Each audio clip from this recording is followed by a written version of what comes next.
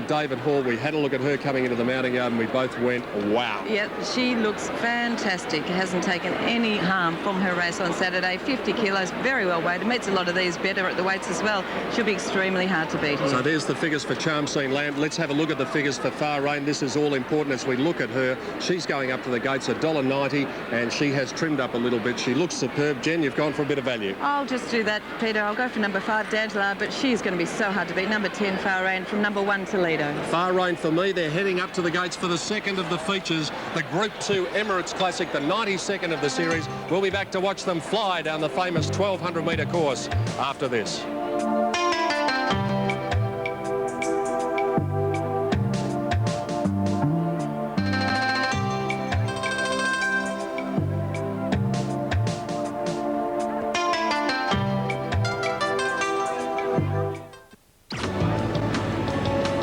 Thanks to the Goodyear blimp, we have the best seat in the house there for the 1,200-metre start at Flemington, providing some magnificent pictures here today. And up the top of the famous straight course, they are moving in for the Emirates Classic. We've got a field of only 8 with the scratchings of Fabiano, Sun and Cullen. Let's get the thoughts for the last time today, courtesy of Sport 927 of Roy Higgins. Thanks, Pete. Well, I must say I was greatly taken by the look of the 10, the filly, Far Rain. I've marked her as a 3-year-old colt. That's exactly what she looks at. Yeah. She's a stunning big filly. I marked her on top of another 3-year-old in number 6, Spargo. Oh, gee, this horse has done well. He looked outstanding in the yard. Look for a big run from him. The Toppy Toledo most certainly goes in. He is now peaked. He's ready. And 5, D'Angela. It's probably been a little disappointing, although she missed the start of her last race. But she gets a chance here. 10, 6, 1 and 5. Look forward to seeing you on Saturday, Roy. Look forward to it, Pete. Roy Higgins joining us, and from the big strapping filly Far Rain to the big strapping colt, Tim Gossage in the betting ring. Far Rain is now into the red, Peter. They bet $1 for $1. It is now a long odds-on favourite. The only one they've backed to beat it, D'Angela, number 5. And many of those dollars would have gone on because of her appearance. She looks fantastic. They're just about right. Gary, she looked a picture. She looks absolutely beautiful. What I did like the look of was number 9, Charm Scene Land, and the 1, Toledo. They're just about pretty right. They'll go pretty quick in this. Racing in the Group 2 Emirates Classic. D'Angela won the jump away today. She's going straight to the outside rail. They all will, in fact. And it's D'Angela from Toledo, Kidman's Cove, Marstic, Spargo, Far Rain. And then came behind those runners, Flavour, just getting back towards the tail end. About 900 metres left to travel, and it's D'Angela about a length in front of Far Rain, 2 lengths to Kidman's Cove. Charm Scene Land close, and so too Toledo, about 4 lengths off the leaders. They go past the 800. They were followed by Marstic and Flavour and Spargo at the tail end of the field. Onto the course proper they head, and it's D'Angela up against the outside rail in front of Far Rain, a length away, followed by Charm Scene Land, Toledo, Kidman's Cove next from Spargo, then Marstic and Flavour. Towards the 400, it's D'Angela and Far Rain. A length and a half away then to Kidman's Cove, Charm Scene Land, and then Toledo. Far Rain's out after D'Angela, 2 lengths to Charm Scene Land, then Toledo and Kidman's Cove. It's Far Rain after D'Angela, 2 to Charm Scene Land. Far Rain took the lead from D'Angela, Charm Scene Land, and then Marstic. It's Far Rain with 100 to go, getting a length in front of D'Angela. 2 away, Charm Scene Land, and the filly does it again. Far Rain, she might be the best sprinter in Australasia. She wins at 2.5 lengths. Second, D'Angela, Charm Scene Land third. Then came Marstic and Toledo, Kidman's Cove, Flavour and Spargo. 1:08.2 her time.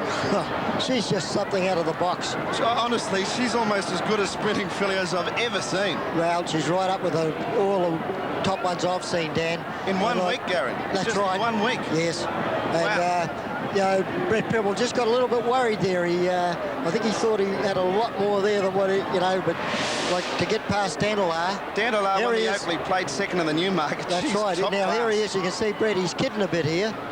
And Jimmy Cassidy starts a bit of pressure on D'Angela. And here's Brett. He's just got a feel for the stick, and he's just he's really just waving it at her. He's given one there, still waving it. Now he's put it away, and boy, look at that acceleration. She lengthens past D'Angela. It's a very good mare. Charm Scene Land stuck on.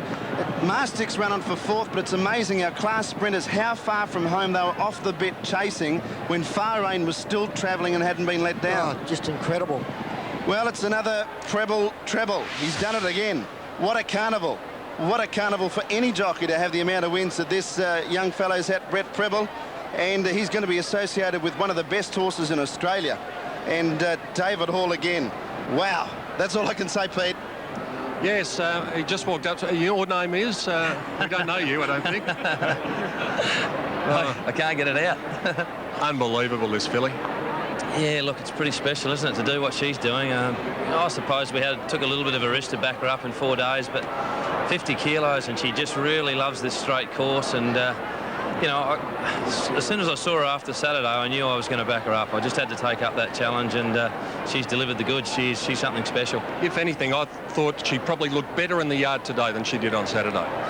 Peter, I tend to agree with you a little bit. I think she had a bit of a glow in her coat today. You know, I don't know whether her, you know, facts and figures will be better than Saturday's run with the time and everything, but you know, to do what she's done as a 3-year-old filly and back up after 4 days, she's extra special. We've decided not to give you the appearance money from Network 10 because we don't think you need it. I'll take your job. No, that's enough. You do what you do best. David Hall, here's Brett Preble.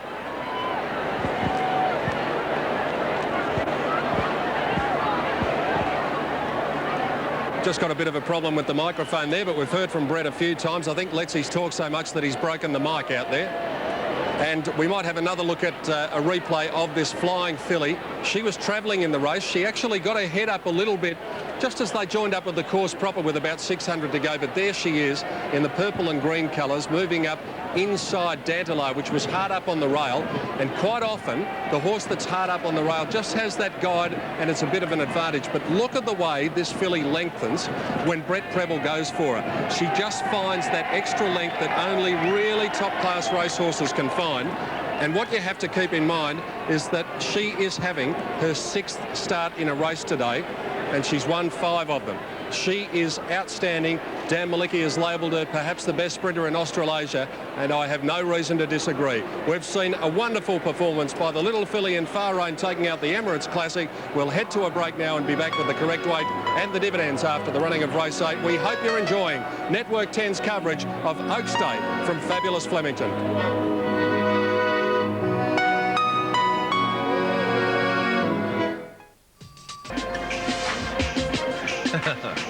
There is a very excited, very happy bunch of connections, the owners of Far Rain, and my goodness me, they've got a very, very good one there.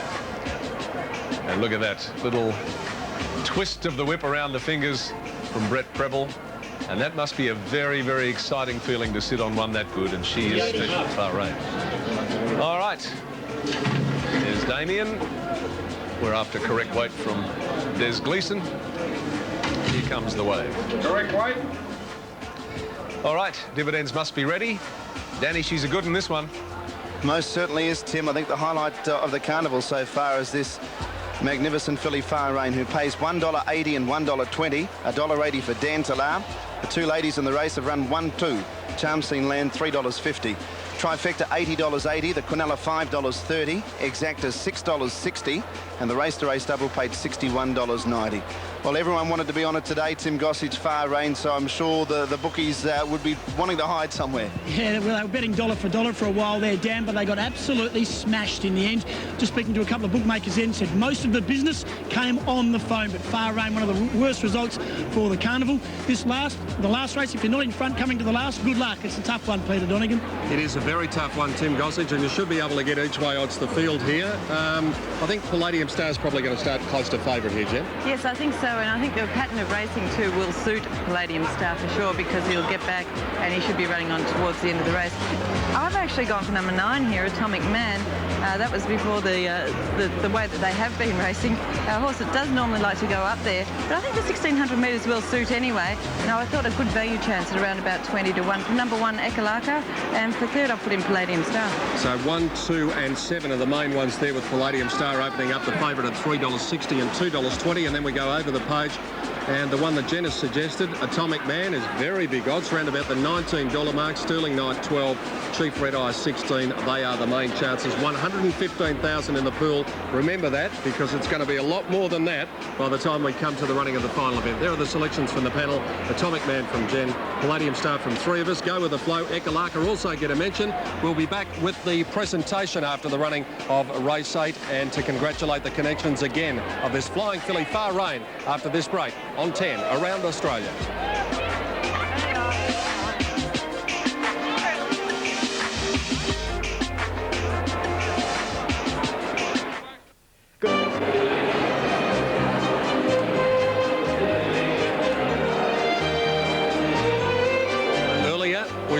those happy connections with tributes win the Oaks. The filly wasn't too happy about having her photo taken, but this filly, she's going to have to get used to having her photo taken. She is a flying machine. For the presentation after the Emirates Classic, the Vice Chairman of the VRC, Mr. Rod Fitzroy. I've enjoyed the support of Emirates for the past 3 years at the Melbourne Cup Carnival, and with the support of races such as the Emirates Classic today at Group 2 level and Emirates Stakes on final day at Group 1, they are certainly a most valued and major sponsor of the VRC.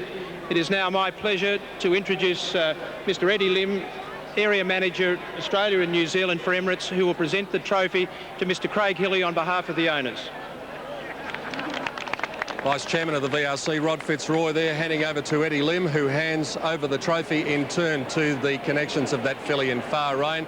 And are they a happy lot of connections? I can tell you that they love that racehorse, and some of them even have colour-coordinated dress with the horse's colours, which are green and purple.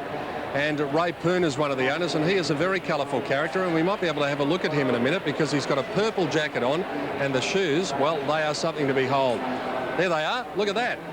Colour coordinated. Now that is taking it to new levels. Ray Poon, one of the part owners, and a very excited man he was too. First down to congratulate David Hall.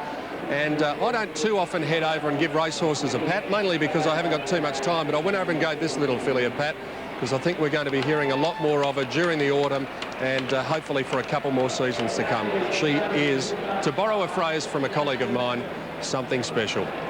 Last race, due at 4:45, the Women's Day Cup. And here there are no scratchings, a field of 15 in the final event on the card.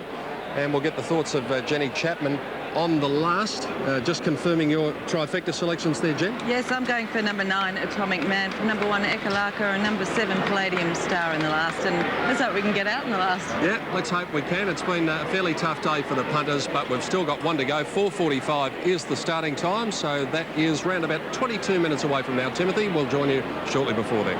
All right, Peter, how are those storm clouds looking, by the way? Well, actually, the storm clouds that we saw before over the city had headed away from us, and I don't know how Andrew Ramsden, the chairman of the VRC, and Brian Beattie, the chief executive, have pull over the weather, but somehow they managed to divert the storm clouds around Flemington, and they just headed down towards the city and really haven't come over us. It's getting a little bit cooler now, Jen. We're getting a few little wispy clouds, but we're not going to get any rain during this race meeting, and that is fantastic. And just looking back to race number 6 on the card too, by the way, Tribute's the winner. Return $7.10 and $2.20. My Sienna paid $1.40. Shazoo third, $3.30. They were the Super Tab dividends for $1. Trifecta $241.80. Quinella $8.70. Exacta $18.20. Running double $26.70. And the Quadrella, or the Quaddie as it's now called, here at Flemington today on the numbers 8, 10, 18 and 10. 8, 10, 18 and 10 returned $1,870 even. So we hope you managed to snare it today. But if you didn't, there's always the last. There is, and we've got Saturday to come too, so hopefully we can recoup there too. Yeah, don't forget Emirates Stakes Day, and of course the carnival continues the week after that with the Sandown Classic, which is a new race on the card worth $500,000 weight for age. Tim, it is just a wonderful 5 or 6 weeks of racing here in Melbourne. Absolutely no doubt about that, and almost a guarantee of a crowd for the 4 days of over 300,000, which will be just extraordinary. Here's another member of our team who always has a ball during the 4 days, Lynn Talbot. I am having a ball, and there's a lot of other rowdy people having a ball down here in the members as well. It gets a bit scary at this end of the day, but holding herself up very high, very well, is current Miss Australia, Catherine Hay, looking delightful. What are you wearing today? Thanks, Lynn. A beautiful dress from Covers, which are a national sponsor, and some gorgeous jewellery from Precious Metals. We've got ideal cut jewels here, the diamonds, and they're looking fantastic. I've got quite a few comments from them for today. I can imagine. Now, you were crowned back in January this year as Miss Australia. I bet 1999 has been an extraordinary year for you so far. Well, I can honestly say the best year of my life. It's just been absolutely fantastic. The amount of people that I've met who are really genuine and devoted to their parents and their families with cerebral palsy, but also the places that I've got to go to and travel, it's just been amazing. Good on you. You are, in fact, the last working Miss Australia and also the first Miss Australia of Aboriginal heritage. Does that make it particularly special for you? Well, it does. I mean, Miss Australia already is very special, but becoming the first from Aboriginal descent and being able to represent the Aboriginal community just means so much to me. Well, after 46 years, it'll all come to an end next year when next year's Miss Australia is crowned. No doubt a big party organised for that. Definitely. We've invited all past Miss Australias, all past title holders, and anyone who's ever participated or had anything to do with the awards. So we all hope you come and celebrate with us, a proud tradition. Wonderful. Well, enjoy your first Oaks Day here, Catherine Hay. Thanks very much, Lynn. Yes, the fashions are hot. The weather's a little warm. Plenty of cool drinks, though, so it's not a drama. Oaks Day, 99. Come back on the other side of these.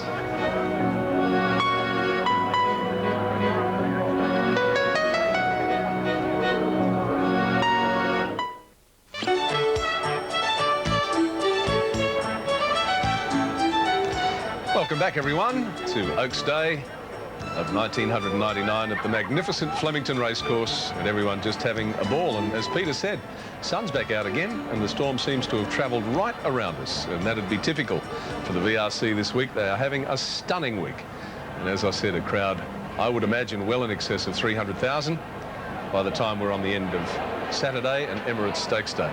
Well, Ed Phillips joined us today. You know, when you win a race during a carnival like this, it's all very glamorous in front of the members, but here's the bloke that really looks after the horse day in, day out, the strapper. Well, we've seen the big race, we've heard the presentations, the speeches. This is what the winner does, just to wind down. She gets a little bath, as you can see. She's got her little bathroom slippers on there. And cleaning up the winner, who's just cleaned up $325,000. Clint is the strapper, mate. How many hours a day would you spend with the horse?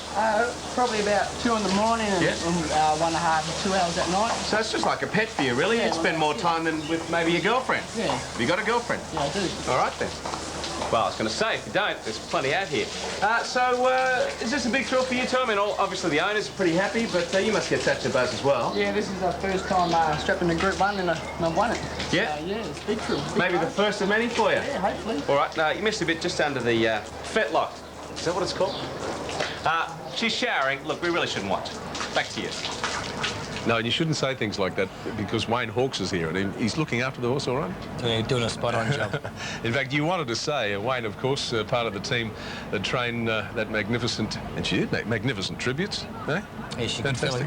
You want to thank all the staff right around Australia. Well, it is. I mean, at the end of the day, it's sort of a team effort, and that's what it all is. I mean, the horse has been in Melbourne. She's spelled in Melbourne before. She's been back to Sydney, and she's came back through to Melbourne. So, I mean, people all around Australia, Peter Snowden, my father's foreman in Sydney, and everyone down, the people in the office, all the behind-the-scenes people. I know they're all at, well, they should all be working, but I hope they all are. But everyone, it's a team effort, and it's not just John Hawkes, and he'll be the first one to tell you that. Absolutely true.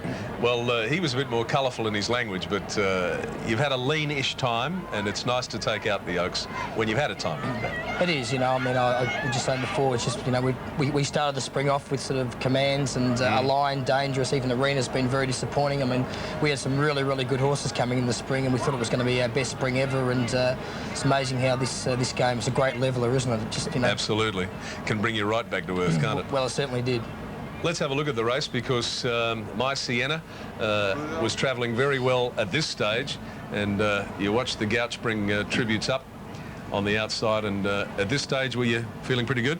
Yeah, she was going really good. You can just see there where Darren's got a stick in the left hand, and she was sort of wanting to get in, you know, get in really close to the second horse, My Sienna. But Darren did a good job. He flicked the whip across there and gave a few around the backside to keep her mind on the job. And she's only a lightly race filly. She's very wayward and still does a lot wrong. But it was a you know, it was a true staying test today, and she was just too good on the line. You say lightly raced, and that's a subject that's brought up a lot, and it obviously benefits her. And sometimes a trainer makes a decision to race a horse. Like we've just heard, Far Rain has raced 4 days apart. Sure. I mean, it's a juggling act. Well, it is. Depends on the horse. Well, that's exactly right. I mean, you know, the Oaks has just been run and won, and you know, John Hawkes 10 minutes ago was talking about what he's going to do with her in the autumn. I mean, the spring's not even finished yet, and she's going to the paddock next. She'll be on the float back to Sydney next Tuesday night, and he'll have already worked out before she's left Melbourne how long she's going to have in the paddock and where she's going to have her first up run. So it doesn't take long to come around. You saw the big reaction from Darren Gouchy when he went past the winning post, and it is nice. And I think I said it a while ago. If you've been having a lean trot, And a few people have had a go at him. It's nice to get a winner like that and say, well, it's, you know, I'm all right, I can ride. Well, it is. I mean, look, to be honest, Darren hasn't done a thing wrong this carnival. He's been riding perfectly, and probably, to be honest, I mean, maybe Darren's bit of a downfall was being loyal, and he's been loyal to sort of John Hawkes and Jack and Bob Ingham, and it sort of cost him some rides. He did jump off a Rogan Josh. He could have ridden a My Sienna or Wakeful Stakes, and these are all things that people don't realise and don't understand. And because he'd been loyal to us and we hadn't been having a good time, well, he's missed out on some pretty good races. Not saying he would have won the Melbourne Cup on Rogan Josh, but there's always the question of, you know, the one that might have got away. So it was great for Darren and showed his emotion there. I think he nearly fell off the horse when he did. He went past the line, but still, it's his day, so he can do that. Absolutely. Well done. Thank you. It must make you feel good, and of course, not over yet. Got another day to go. Exactly. We've got to get past tonight first. Yeah, exactly. Thanks for joining us. Thank you. Good to talk to you. Wayne Hawkes joining us there. Here's just a couple of things coming up on Network 10G. We're going to be busy over the next little while, but the first thing that's coming up, of course, is Rally Australia, and on Emirates Stakes Day, we hope to be crossing to Bill Woods as we did last year. That's on Sunday from 1 through 5, and of course, the real big one, the FAI 1000 from 12 to 5 on Saturday, November 13, weekend after this. And then on Sunday, it's huge. It goes all day, from 7 o'clock in the morning right through till 5 o'clock. You will see literally everything on the home of motorsport, Network 10. And of course, after that, Peter Donegan and I saddle up for 3 golf tournaments before Christmas as well. So that's the only way we like it, PD, I think. Yeah, looking forward to getting over there to Kooyonga for the Ford South Australian Open again, and terrific tournament last year, Tim. We saw so many debut winners on the circuit last year, and I think it's going to be another great season of golf here in Australia. But that's in the future. Yes. In the immediate future is the last race, the Women's Day Handicap. As Tim Gossage said before, Jen, if you're losing coming to this, good luck. But I just went to the loo before, and a bloke in the loo tipped me Palladium Star. Well, Palladium Star does look extremely hard to beat here and looks terrific in the mounting yard as well, I might add. Let's have a look from the top. Number 1, Ekalaka. Jason Patton, the rider for Brian Cox. Nicely drawn. Alley number 1. He didn't have any luck there at Moonee Valley. I'd forgive him for his last run. He's a very honest type of racehorse. He's drawn in 1. I think he might get a nice run. It just depends on what happens there. I think the swoopers, you know, towards the end will be running on. He's a chance, though. Go with the Flow will be one of those swoopers. It swooped home at Moonee Valley. Surprised a few when winning at 16 to 1. Here's this man again, Brett Preble, riding for Dean Saxon this time. He won this race last... Oh, sorry. No, he didn't. He ran second in this race last year. And he did carry 4 kilos less there. But honest enough type of racehorse, I'd say a place chance for them to go with the Flow. We were talking about golf before, and Wayne Grady, currently known as Grades, will be with us this year. And here's our Grades. Darren Gauci is the rider for David Rakabolas at Mornington. Well, when you back our Grades, you've got to expect to miss the start, because that's what he does normally in every race. Not a lot of luck in the Seymour Cup at his last start, and it was a good win the start before Cranbourne, so there was some chance. He'll be running on. That's in his favour. Gold Robe number 5 won the Bairnsdale Cup 2 runs ago. Norman Weymouth is the rider here for Doug Dowler at Pakenham. He's a better horse on top of the ground. He's got that here today.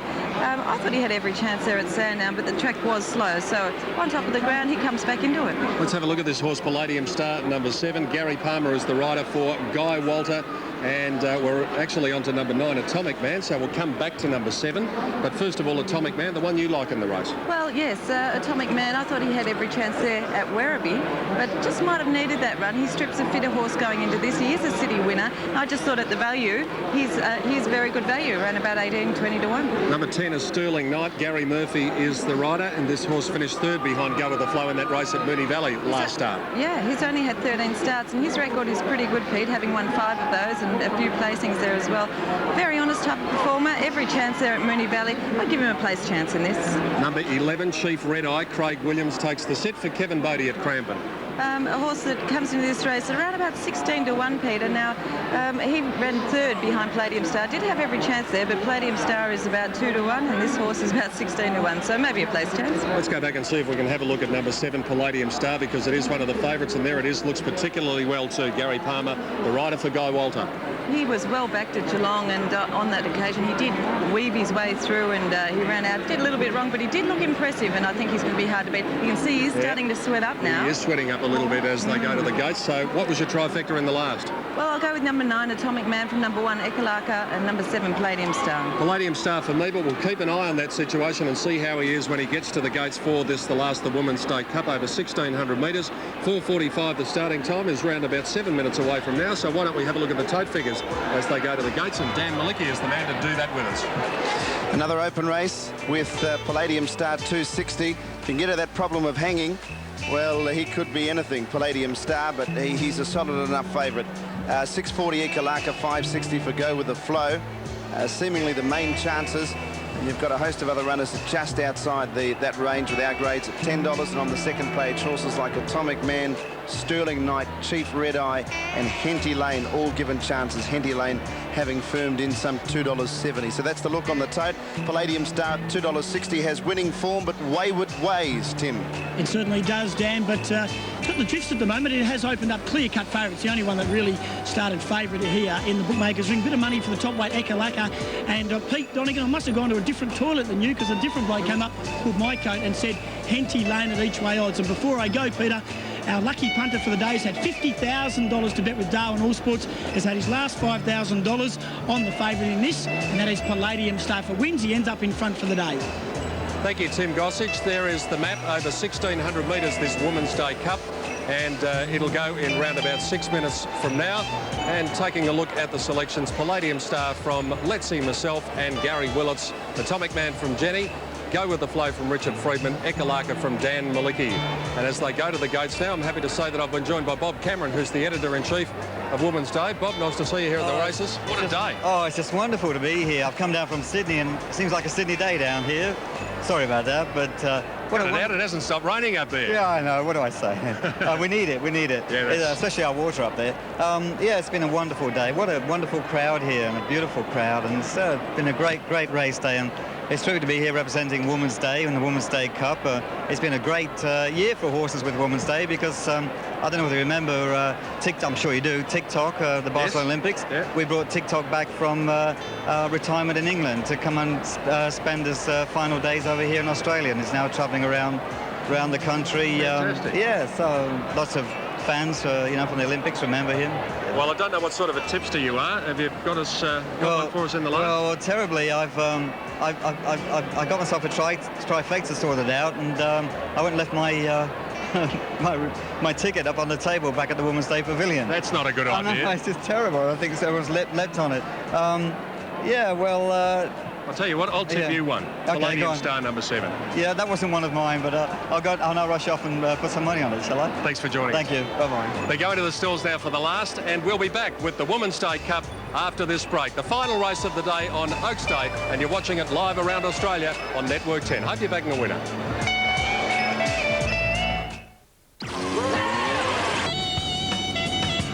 From the Goodyear Blimp, we're looking down at the 1,400 metre start for the 1,600 metre start, I should say, for the running of the final event, the Women's Day Cup. Over on the far side, the Goodyear Blimp providing some spectacular pictures, as two of those barrier shots been today. Hope you've enjoyed Oaks Day. Don't forget Emirates Stakes Day coming up on Saturday. Gary, what did you like quickly?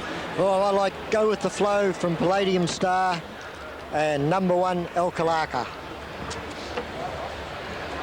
Last event, the Women's Day Cup over 1,600 metres.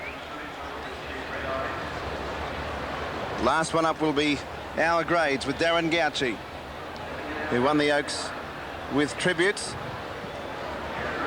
The favourite Palladium Star. Colours to look for: red, white stars, dark blue sleeves with a white cap. All locked away, and they're racing. Henty Lane jumped well, missing at our grades. May have been intentional, though. Go With The Flow and recommittal settling towards the tail end. Palladium Star handy in the early part of the race, and Whiteout Norway Star, one of the bolters, is whipping across now.